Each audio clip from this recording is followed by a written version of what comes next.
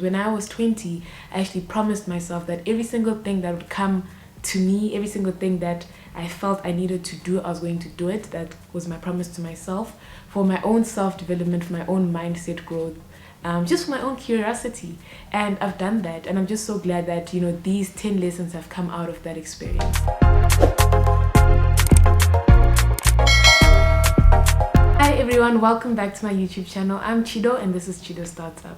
Thank you so much for joining us for another video. If you haven't yet subscribed, please make sure to click the subscribe button at the bottom of this page. Today I'm going to be speaking about 10 lessons that you learn when you're doing business in your early 20s. So let's get right into it. Lesson number 1 is that very few people, if not nobody, will see your vision, and that's perfectly okay. At times when you are so passionate about something, or when you've seen an opportunity, it's quite difficult for others to have seen it or to understand you when you speak about it. So be patient with people, be open to explaining it more than once, be open to explaining it in different ways, and also just be open to having seasons when you might go at it alone. It's not to say that you'll never have anyone supporting you or you'll never have clients, but perhaps where you are in your sphere of influence, the people there are not the target market for your solution. Perhaps you just have to go a bit out of your comfort zone, out of your natural community in order to get to your target market. So keep it up and keep explaining your vision for as long as you need to. Lesson number 2 is you have to be very frugal, especially when it comes to your finances. Yes, I mean, when I started my business, I was like bootstrapping. I still am bootstrapping, and I've had to learn to kind of accept that obviously I can't always get maybe the premium version of things the first time around. I've really become so accustomed to doing 30-day trials. Before I wouldn't really do that. I just kind of trust, but kind of now when you don't have free money like flowing around, you do take those 30-day trials. I do a lot of review watching. I watch a lot of reviews on YouTube. I talk to people who have mentioned that they've used certain products before, just because I can't really afford to waste money. Of course I do sometimes, like if I can't find anyone who's had a review on a product and I try it on and I don't like it, sometimes I do lose money in those instances, but it just kind of minimizes it because my process is now like I've got a lot of due diligence when I'm trying to spend my money. So I think that's one of the lessons that I've learned, and it has to do with being frugal. Lesson number 3 is kind of related, and that's you have to get comfortable with delayed gratification. So I was actually thinking about this the other day, that as you grow up, you're almost the same with like your peers.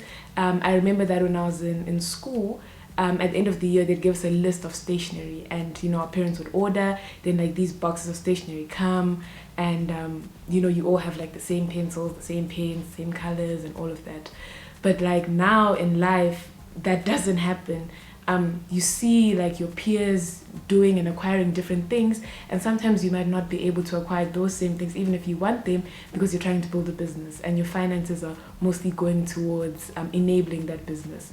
So get comfortable with delayed gratification. It's not to say that you should like delay everything, because at times you do need to also reward yourself and just enjoy the progress that you've made. Point number 4 is that you will need to celebrate small wins. You will absolutely need to celebrate small wins and get used to celebrating small wins, because they actually do lead up to the big wins. Small wins are more frequent than big wins, which is why it's important to use them to motivate yourself.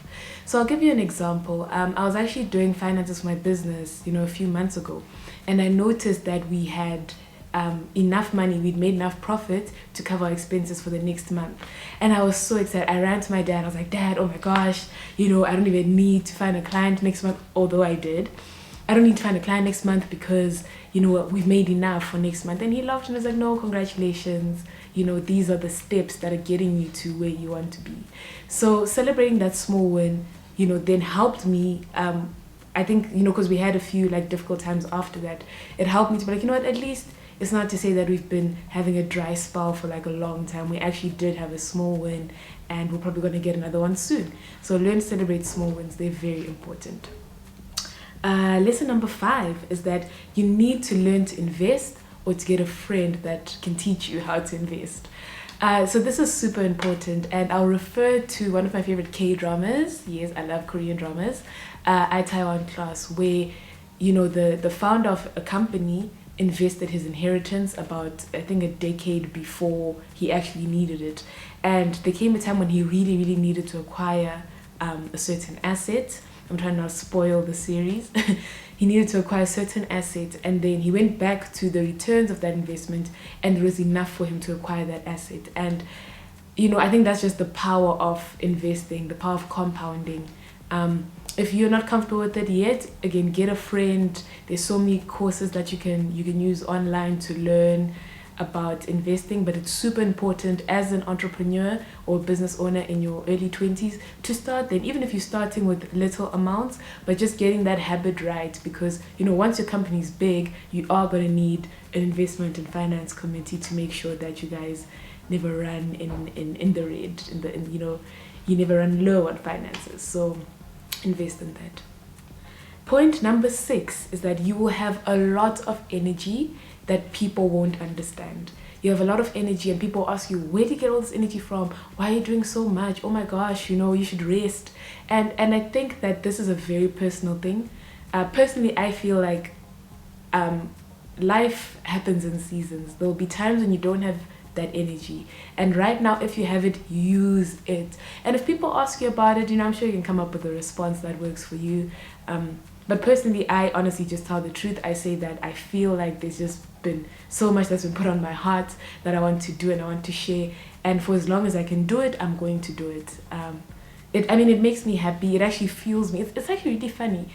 I'm not saying like the more I do, the more energy I get, but just the more I follow my convictions, the more confident I become, and the more inspired I am to keep moving and to keep improving upon them. So yeah, you will get that comment a lot, even from people who are your peers, who you think may have the same types of energy as you.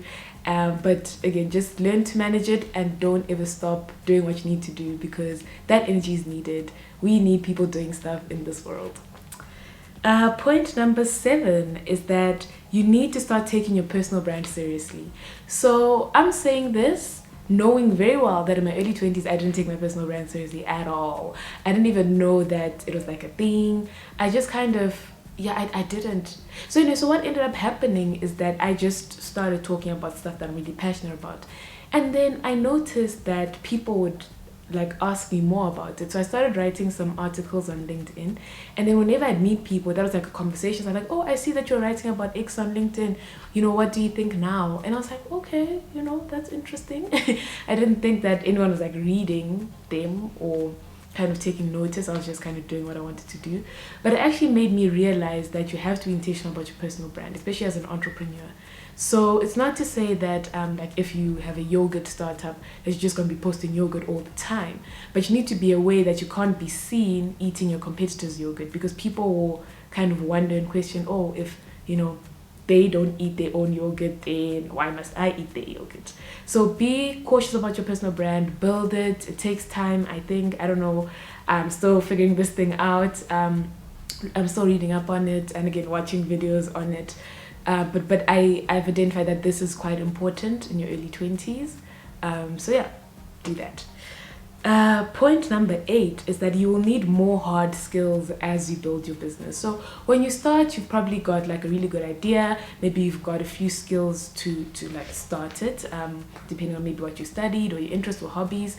But then you actually need to develop some other skills that are necessary for businesses, like accounting and finances, social media, campaign management, brand management.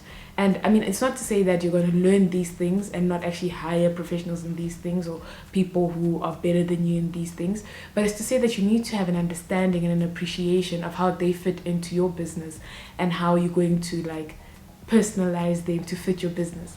So let's say you're not an accounting type of person, you still need to know how to understand when you've made a profit and when you've made a loss, how to understand your break even, how to understand your run rate, and all those beautiful funny terms.